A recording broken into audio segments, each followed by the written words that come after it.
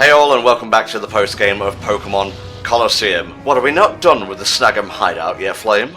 No, what you have to do is you have to go to a new place to get the email pop-up to then have it tell you where to go next. Ooh. And that's why I'm leaving in a few other little bits that I would have trimmed out beforehand. Well, just you know because you have to get the email show up. You know what? It wasn't his fault, but I'm going to blame Masuda anyway, just so this recording session has a nice string of cohesion to it. Like, okay, we may have some problems with how he's handling the new game, but let's not ignore the years and years of fantastic fucking soundtracks from the guy. Let's not completely shit over him. I know. I've really enjoyed Sun and Moon soundtrack. Granted, I can't really think of any off the top of my head, but that's just because, you know, there's a deluge of media nowadays, you know, fighting for real estate space inside your mind. And X and Y soundtrack was better, but yeah. X and Y soundtrack was pretty good. It was good. It was, yeah. Like, there's a lot of songs from that. Like, basically every Pokemon soundtrack's good except for the Game Boy Advance ones. No, you are wrong, Flame. You are wrong. Absolutely wrong. All Pokemon game soundtracks are good. Actually, no. All Pokemon game soundtracks are good. And also, even if you don't necessarily think that they are as phenomenal as they could be, they will forever outstrip the likes of soundtracks from games like Sonic Chronicles. No matter what sound chip That's they an use. easy example, though. Come on, it's like... It might be an easy example, but it certainly exists and it's there. It's like comparing the Game Boy ones to, like, Mega Man 2 Game Boy or something. It's just not a fair comparison to pick the absolute lowest thing possible to compare it to. Well, you picked what you assumed was the lowest possible sound font possible, so I think this is a fair comparison. Anyway, we've got to go back to the Shadow Pokemon Laboratory now. You remember? The really boring place? I hope you two have some spiciness to fill up the rest of the part with, because I sure as hell don't. Well, before we go there, we're going to check back in with one of my favourite non-playable characters to fight against, because he's actually enhanced his team even more since the last time we encountered him. Huh, who could this possibly be? I honestly don't know, because I haven't looked ahead in the poll. This guy here, Ryder Gurks, or whatever his name is, but you may remember one of his Pokemon that he had that we quite liked the model of. Let's just say he may have two of them now. Oh, Jesus. Oh, yeah, he's the Wailord guy, isn't he? Yes, he is. Jesus Christ. Oh no, double Wailord. That's two Entoms, am I right? Really? That was one of my favourite fucking comments we got on this playthrough, I'm gonna be honest. The guy just, like, tagged the timestamp and went, oh look, it's Entom. It's not inaccurate, but it's also hurtful at the same time. Alright, Flame, how are you gonna take down these two fucking absolute units? By attrition, if I recall correctly, because these fuckers are beefy. Well, yes. We're going to be looking at them for a little while. I hope you're prepared for that. Alright, let me bring up the Wailord entry. Jesus, the shit I gotta do. Alright. It is known as the Float Whale Pokemon. Number 321. It can have Water Veil or Oblivious. Its hidden ability is Pressure. And it's a giant fucking whale. I can bring trivia to this too. Yeah, I guess so. Let's see, where's the actual trivia here? I don't regard Flame's commentary as valid. Well, I do just want to point out, I love the animation when he goes to use, like, fucking hydro pump and shit. Like, he closes his eyes and aims as though the giant, like, torrent of water coming from a massive whale isn't gonna just completely annihilate him wherever it goes. Indeed. Alright, Wailord has the highest base stat HP of all water-type Pokemon. In the games Colosseum and XD Gale of Darkness, Wailord was resized to fit in the battlefield. In Battle Revolution, however, its size matches its Pokédex entry, which is, if you'll allow me to scroll back up, 47 feet and 7 inches, or 14.5 meters. Yep. It's not the heaviest Pokemon, though, because it's 877.4 pounds. One thing that I do specifically remember from Wailord is in the trading card game early on in the EX series, that's the Gen 3 sets of the trading card game, the Wailord at the time had the highest HP stat at 200 HP, the Wailord EX card, which I think was from EX Sandstorm, if I recall correctly, back when they still had the e-reader strips on the bottom of the cards. Like, I know that that's quite antiquated now, given the whole power creep and the let's not have any strategy in the game anymore, let's just see who can get Psychic Energy on their Mewtwo the quickest and they win. Yeah, Masuda, I'm calling you out, motherfucker. I don't think he made the cards, you know. Oh, but if I can't shit on someone well known, what's even the point? Like, you don't have to blame someone for everything, you know. You can find the people viable even if they're not a big name. Really? You mean I can be a well-rounded individual and stop shitting on people for no reason to cause drama?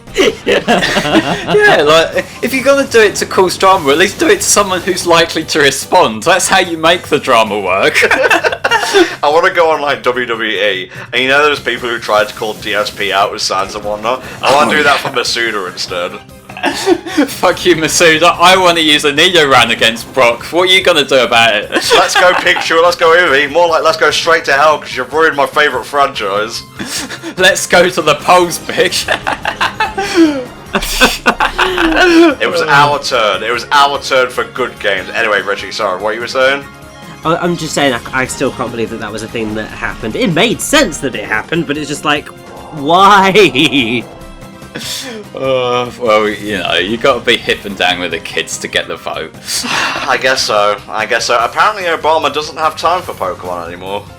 I saw that. I didn't actually watch the video, but, like, yeah, okay, that's another trying to appeal to the kids kind of thing. I get it. Yeah, let's have a look. Obama does not have time for Pokemon. Oh, even worse. Obama doesn't care about Pokemon. You're not the only one, Mr. President, says Mark Sorrells. Wow, talk about, could you get your head up his ass even more? The midterm elections are fast approaching, and while some are battling against the foreign influence of hacking and social media manipulation, others are simply trying to get people to vote, like Barack Obama, for example. Let's see.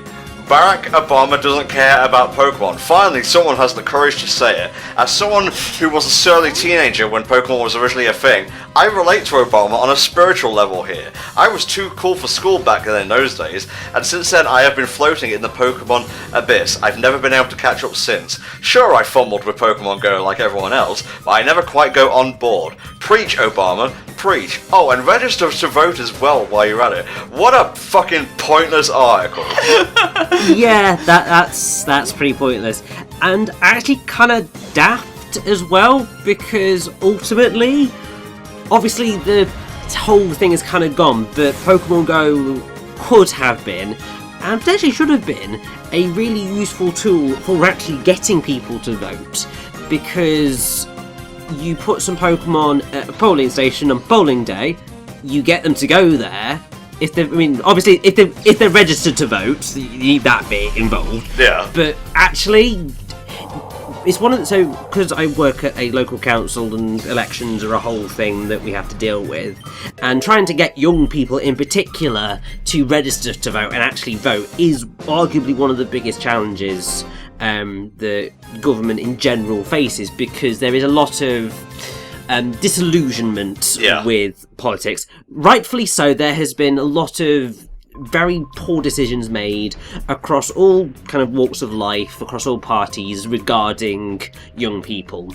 And so, as a whole, as a kind of generation, we don't really like politics all that much. But it is obviously important to get involved in it, because if you get involved in it, then you can make a difference. Even if you don't think you can, you can. Richie, I'm not voting for Hillary, so you can start with the spiel right now. Well, no, it's nothing to do with that anymore. It's more a general, if you have the opportunity to vote. But using things like Pokemon Go, any kind of bit of purchase you can get in getting kids interested in some fashion in it is useful. Well, thank you for saying what could have been said in a couple of minutes. I would say, you know, if it wasn't like influencing people, Nintendo should, you know, get in with the polling people. They should offer like a free shiny Pokemon in the game of your choice after you've registered to vote and like made your choice and whatnot. If you need to be bribed with a Pokemon to vote, is your opinion as well informed as someone who would go off their own back? You know, Yes. I've been cringing through this whole thing because like this is how this comes across to me. Like we need to bribe you to come and fill in this fucking form because you just want a Pokemon. That's not how you get people engaged. That's how you bribe them. I mean, yeah, there is that whole thing. It's more kind of finding a way of engaging people with it, but to make them that they want to find out and want to get involved. But it's a difficult one and really, really, really annoying to try and do. So yeah. Okay, so basically what's happening here is we're going back to the fucking lab. We're on a quest. Fucking Chaser Gurks told us that they'd seen a Shadow Bayleaf going around, which is obviously the other one that we didn't get back in Phoenix City. So we're going to be going in it. And now fucking Marcia of Pirate Town's actually clocked onto it after we've had another character tell us. Yep. Thanks for the timely update there.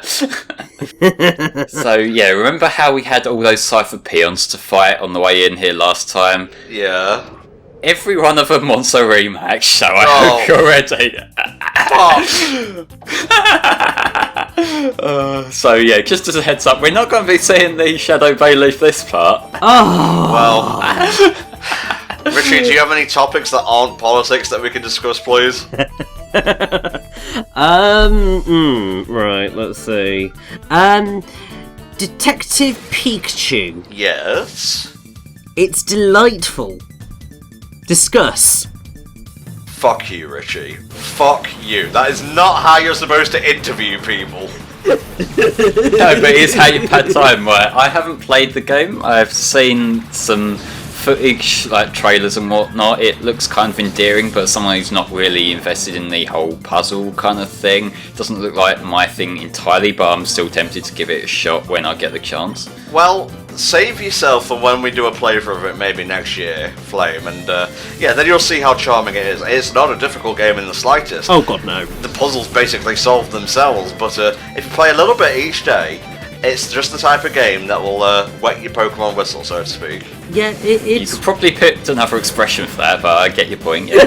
But yeah, it's a really, really endearing game, and unfortunately it does show its roots as a eShop game, in that it is very simplistic, but it is adorable and certainly is recommended, and it actually makes me quite excited, still slightly hesitant, but excited for the Detective Pikachu movie that is in the works. I mean, I don't know if the biggest issue is going to be what the hell are the Pokemon going to look like, that will decide a lot of how potentially exciting that movie is going to be. But considering Detective Pikachu as a game was delightful, I'd want a sequel. That would be nice. Yeah. I think the movie is an interesting prospect at this point in time. That's just going to be like a what-if scenario, I think. Yeah, we'll see what happens when we actually get to that point. Well, I mean, Ryan Reynolds is playing Pikachu, so... Yes, which, I mean, at first I heard I was just like, I know a lot of people wanted Danny DeVito, but I can live with Ryan Reynolds. That will actually be quite good. And, you know, Kanji Tang is pretty great as, you know, the actual Detective Pikachu in the game, so... Oh, hell yeah. Nothing, Flame, you have nothing to add here. Well, I'll say something. They apparently considered having photorealistic graphics in the Let's Go games, much like how the Pokemon are rendered in the Detective Pikachu movie, but they decided against it. Yeah, that's one thing that, like, I understand not wanting to go completely photorealistic, because that probably would be very Uncanny Valley sort of thing. But I kind of would have liked it a little bit more detailed than what we're getting. Yeah. It's like, say Sun and Moon, for example, like their art style is fine, obviously low res, but if you look at like the videos where people have booted the game up in Citra and done that fan hack that removes the black borders from everything, that looks better than the art style we're getting. So, I don't know, I feel like they could have done a little bit more. I think they're simplifying the art style. I'm not going to blame Masuda for that one because I don't think he does the art, but hey. Well, you know, he has to sign off on everything, and he also did the art himself, I heard from someone in a back alley. Was that someone a second ago, though? Yeah, it was just me from a different camera angle, really. Clearly, yes. Oh, right. Yeah, that was basically the only conversation topic that I have currently to talk about. I mean, really, my brain is in Kingdom Hearts territory because I'm doing all sorts of commentary stuff on that myself at the minute and recording and all that jazz. So yeah, I'm just like, Pokemon, what is this? It's oh yes, that's a thing. You mean that thing that we've been watching footage of every week for the last month and a half or so? That's somehow not on your brain all the time. Yeah, no, just. Yeah, it's just sort of I sit down for these things and I'm just like, oh yeah, that's a thing that I played once. You'll never get Goldbat waving his tongue around like that out of your mind, so you'll be fine for the rest of the part. But yeah, even in terms of art styles, what we're seeing here, I know they're deliberately going for a darker kind of approach in this game, but this to me is more visually appealing than the Let's Go games. Because everything looks that little bit more detailed, not in a technical respect, but in an art direction, point of view. Ah. I don't know, I've never been one for the overly cartoony looking anything really, so I guess that is my natural sway against it, but hey. I am clicking random page on Bulbapedia to try and find something. Oh, nice! I mean, I wonder how random it is going to be. Are we just going to end up on a Pokemon? Are we going to end up on an item? Who knows? I'm finding a lot of trading cards so far. Ouch! At the Pokemon Mansion. Vending Season 3. Okay. Alright, then we have a Sun and Moon episode 44, A Dream Encounter. I think this is the one where they find, what the fuck was that little thing's name, the blob? That doesn't really break it down for me. Oh, Nebby, there we go. Oh, right, yeah. Yeah, Cosmog, I think it is. But yeah, I have watched the first episode of Sun and Moon. I haven't actually checked in on it at all, which I think it was just another thing with an art style putting me off. I'm very particular about this kind of thing, if you don't notice. But yes, yeah, you it just didn't really appeal to me. Well, it's fine. I actually rather enjoyed it when THC and I were watching it, and then predictably after 15 episodes we got bored, and now we're watching JoJo and Hilda, I believe. Oh, Hilda's adorable. I love Hilda. That was just so cute and really, really good. You should watch Hilda. It's on Netflix right now. No, we're not being paid, but I would be. Who are you even talking to? I'm the one here who hasn't watched it, and I have no intentions to. Just throwing that out there. You monster. Oh, no, Flame, just watch fucking something with us one of these days, mate. Stop being so goddamn stubborn. I just don't have any interest in gaijin cartoons. I just don't. You are such... You're the worst kind of wee Flame, and I'm honestly hating you a little bit now. That's fine. That's nothing new. Yeah, I guess so. Yeah, we can add it to the fact that, you're making us sit through all of the Shadow Pokemon Lab again, so, yeah, great, thanks. Every time Flame makes me do something I don't want to, I carve his initials into my arm, one set more.